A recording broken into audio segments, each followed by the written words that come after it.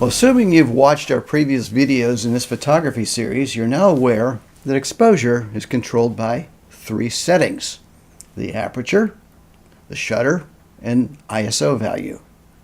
We're referring to these three settings as the exposure triangle. Okay, but how do these work together? Well, in this video, we're going to explain the relationship among these three settings. First of all, there is no one magic combination of exposure settings to achieve a properly exposed image. There are actually numerous combinations which are referred to as exposure values, sometimes abbreviated as EV. Part of the creative process is choosing a combination that captures the image you want with the proper exposure. First of all, you want to determine what kind of exposure control you want to use. Aside from the fully automatic setting and program mode, there are two semi-automatic settings and then full manual. When using semi-automatic settings, you manually set two of the settings from the exposure triangle, and the camera will automatically set the third. Under full manual, you're going to choose all three. The two semi-automatic settings are the shutter priority and aperture priority. On the exposure dial, the shutter priority is usually labeled as S and aperture priority as A. Canon is an exception and labels the shutter priority as TV, or for time value, and aperture priority as AV for aperture value. Note that in all the exposure settings, you will also be choosing the ISO. Some cameras do have an auto ISO setting, but we're not going to be using that as it removes some of the creative control that you really want to achieve. For the exposure examples in this video, we're going to be using the aperture value setting, which we tend to use most of the time. We're using aperture value, or aperture priority, since the aperture influences the depth of field in our image, and that's a very desirable creative control. First off, I'm going to set my ISO to the lowest setting. I'll assume for this particular example, it's ISO 100. We always want to use the lowest setting possible for the cleanest image, as free from digital noise as possible. Since I'm using aperture priority, the only other setting I need to choose is the aperture. I'm planning to capture a landscape, and I want a broad depth of field, so I'm going to choose f16. Remember, smaller apertures capture a deeper depth of field. However, look at the shutter speed that the camera has automatically chosen, 1/15 of a second.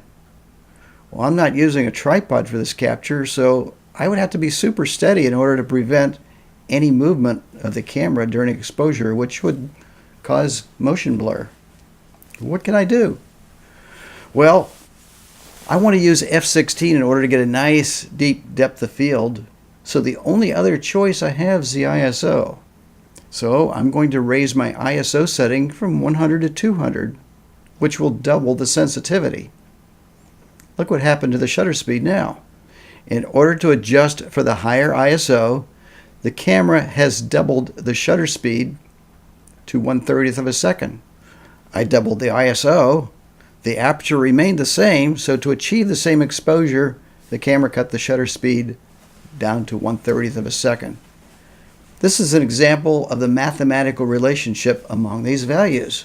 Note that I also could have lowered my aperture from 16 by one stop to f8, and that also would have caused the shutter to go to 1/30 of a second as long as I maintained an ISO of 100.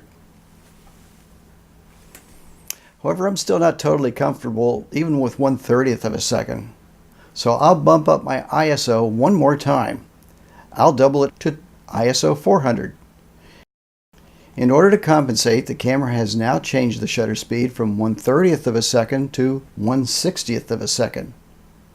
Once again, I doubled the ISO sensitivity, and since the aperture remained the same, the shutter speed was cut in half. I feel comfortable with these settings, so I'll go ahead and use them to capture my landscape. Well, here's Fred with another example.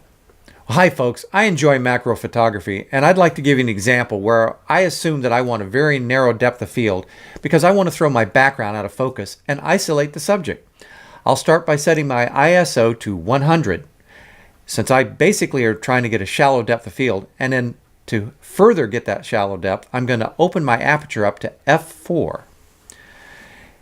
In this example, the camera has determined that the combination of ISO 100 and the aperture of f4 requires a shutter speed of 1/30th of a second.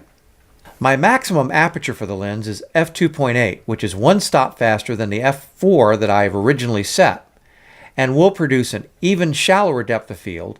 So what I can do to make sure that that happens is I can open up one more stop to f2.8. Now look what's happened to the shutter speed. The camera reduced it by one stop to 1/60th of a second to compensate. If I had wanted to keep the f4 aperture, then I could have doubled the ISO simply by going from ISO 100 to ISO 200, and then the camera would have also reduced the shutter speed by one stop to 1/60th of a second.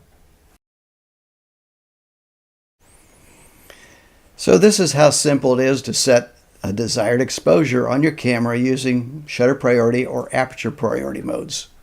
First, set the ISO to a low setting. For bright daylight, you should start out with an ISO perhaps 100 or 200. For overcast skies, maybe ISO 200 to 400. In the evening, early morning, you may have to set an ISO 800, maybe even higher. Just keep in mind you want this to be the lowest possible value for the appropriate lighting conditions. Next, you're going to set the aperture value when using aperture priority or the shutter speed if you're using shutter priority. We prefer using aperture priority in order to control our depth of field. Then check the third value, the one the camera is setting. This is really important when using aperture value to make sure that the determined shutter speed is fast enough. When using shutter priority, it's possible the camera can't select a proper aperture due to the combination of ISO and shutter speeds that you've chosen and that particular lens. In this instance, the camera should somehow indicate that it can't produce a proper exposure, or it may not fire at all. Finally, if you determine that there are issues with the shutter speed that the camera has selected when using the aperture priority, or if it cannot select an exposure setting under shutter priority, then you must change one of the two settings that you do have control over. Practice changing the ISO and shutter or aperture value to see how they're related. Pretty soon you'll be able to quickly set and change the settings so you don't miss any good image captures. Our cameras are pretty amazing machines. They aren't perfect, and there are some instances when the camera exposure is going to fail. Well, that's when exposure compensation becomes necessary, and that will be covered in the next video.